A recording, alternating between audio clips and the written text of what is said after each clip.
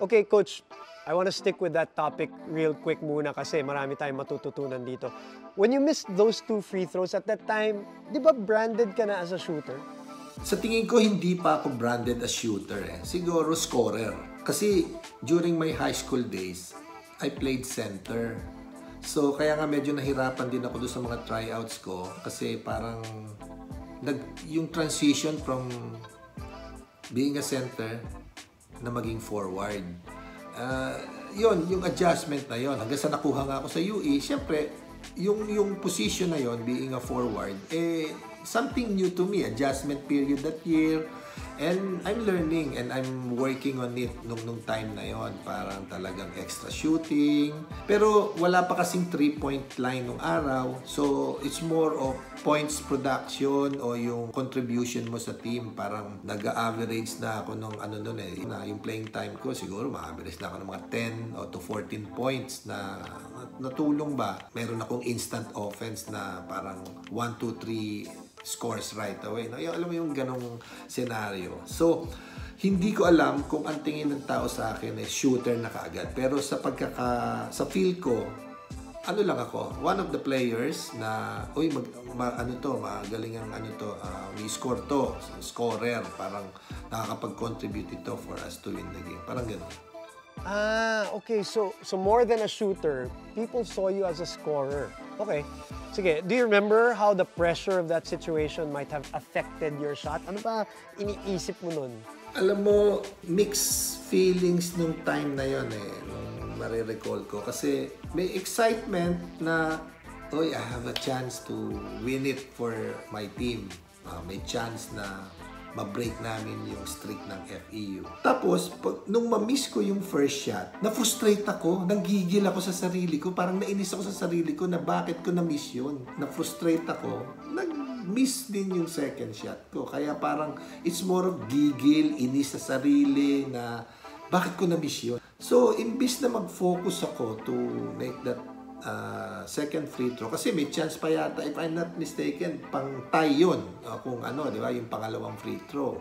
Pero kung na-shoot ko yung second free throw, mag-iiba yung complexion ng game, kahit na paano magkakaroon ng ng value. Kaya lang, dahil siguro nakapasok sa mind ko na yung miss ko nung first shot, na-frustrate ako, nag-miss din yung second shot ko. Kaya parang it's more of gigil, inis sa sarili na bakit ko na-miss yun? Modesty aside, sa practices or sa ibang games, nakakashoot naman ako ng free throw. Medyo decent naman yung percentage ko.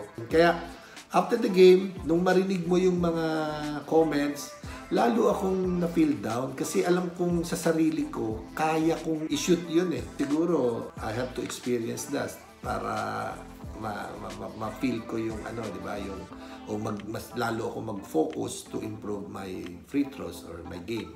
Okay, Coach, let's talk about that next season naman na pinag-uusapan na parang redemption year mo. What happened and when you got to face FEU once again, kwento mo sa amin, please. We were the host team ng 1982 season, and then normally the host will play the defending champions, no? So, FEU UE kaagad. Sort of a redemption for me kasi magkakaroon ako ng chance na mabawi ko yung talo namin last time. Talaga namang siguro nakalinya doon na towards the end, I was given the chance again to shoot free throws. So, na-shoot ko pareho. And I think we won by 2 points. So, doon pa lang, kahit na paano, na-prove ko sa sarili ko lang. Hindi ko naman kailangan i-prove sa mga tao na, yan, magaling na ako sa free throw, hindi nyo na ako kailangan tapak-tapak. Hindi naman ganun It's sa sarili ko na yung hard work ko nung summer, at saka nung after that incident na nangyari nung the year before that, na talagang practice ako ng practice. Talagang yun yung nakapasok sa mind ko na parang ayoko na mangyari, ma-experience yung ganon. Okay, Coach Alan, alam natin that you ended up with multiple MVP trophies and UAP championships. But what was that team moment that you will never forget? Siguro, ang makukonsider ko dyan, yung 83 season, my third playing year. Kasi we were the defending champion. Tapos, favorites kami to win it again. At the same time, solid and intact yung lineup. Tapos, rookie year ni Jericho Diniera. So, imagine that yung expectation sa inyo napakataas. Kaya lang, natalo kami sa isang crucial game sa UP. We ended up like 3rd place. So, yun yung para sa akin dapat maganda sana naging performance natin. Wow, coach, you know, most players would mention a winning moment or a winning shot. Pero para sa iyo, it was the moment na tinatawag mong missed opportunity, ha? Oo, kasi after that, nanalo kami ng back-to-back championships eh. So, kung ibabalikan mo siya sa kung gusto mong maging maganda yung mga memories mo all throughout your career, ang ganda sana nun kung 4 straight championship nakuha mo, di ba? Kaya yun yung parang nanghihinayang ako, yung 1983 season namin. Okay, coach, pag-usapan naman natin individual performance. What would you say was your best scoring display in the UAP? Parang in the zone ka talaga and no one could guard you. Well, siguro ang pwedeng ma-share dyan is yung 1984 championship game namin against UST. Yung shootout namin ni Pido Arencio. I think I scored 46 points that game. Tapos si Pido, 48, di ba? What made him such a great scorer like you back then? Alam mo, more than the scoring, I think is yung championship, yung goal ang importante sa amin eh. Yung manalo ka ng championship and then yung contribution mo will be secondary na lang eh. Parang ganun yung mindset ko na natatandaan ko that time. Kaya kaming buong team motivated to win it. Talagang sinuportahan nila ako, screens, good passes, and yun nga, I played in the zone talaga. Siguro talaga kahit anong bitaw ko pumapasok. Si Pido kasi parang single-handedly siya yung scorer ng UST. Kaya nga siguro natawag na the fireman eh. Parang siya yung taga patay ng sunog, di ba? Maraming galaw yan, maraming moves na talagang imposible sa tingin mo hindi papasok. Tsaka ang galing din talaga ng shooting yan. Makikita mong siya yung nagdi-direct talaga ng team, and yung leadership niya, yung leadership quality, yun yung sa tingin kong nagdala kung bakit siya naging main guy ng UST. At ang isa pang maganda dyan, si Pido off the court, naging very close kami, naging kumpare ko, naging teammate ko sa PABL hanggang sa PBA. Nakasama ko rin sa national team, sa NCC. So talagang naging very close kaming dalawa.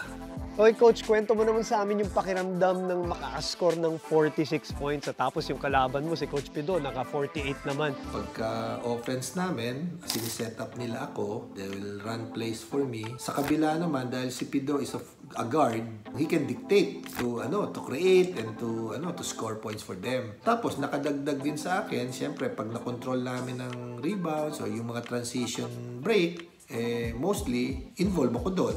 So ganun yung nangyari, parang if you score, I will score. Parang balitan lang kami ng scoring, lalo na siguro nung second half. Okay, Coach, what are you most proud about naman as being part of the UE Red Warriors? Proud ako na naging part ako ng history ng UE, kasi that time, winningest team ang UE.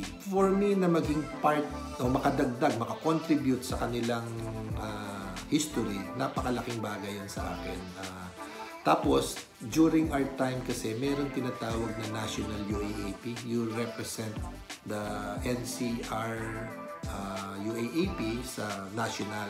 And out of the 3 championships, nakakuha kami ng 2 doon. Yung last 2 years ko, yung 84, which is in Baguio, tapos yung 85, actually 86 na yon, sa Naga City ginawa. Yun yung time ng EDSA Revolution, nag-champion kami doon sa National UAAP, and then hindi namin alam, nagkakagulo na pala rito sa Manila.